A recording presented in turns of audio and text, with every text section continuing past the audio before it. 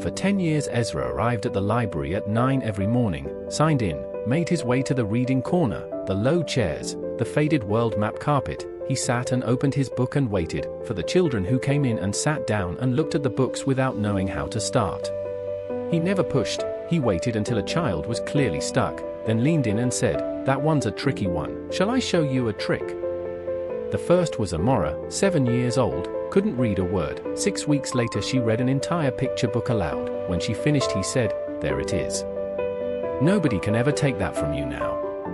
There was Finn, dyslexic. 3 schools had given up on him. Ezra spent for months finding his door. When he found it, Finn cried. Marcus, full of anger he couldn't name, Ezra gave him words for it instead. Preeti, who needed to stop being afraid of not knowing. And Sophia, 6 years old, barely any English. Ezra taught her and her mother side by side. Amora was a primary school teacher. Finn illustrated children's books, his first dedicated to E, who said the words weren't broken. Marcus was a barrister who made an entire room cry talking about a man in a library he'd never thanked. Preeti was a doctor. Sophia spoke 7 languages. None of them knew what had happened to Ezra, until Amora asked the library.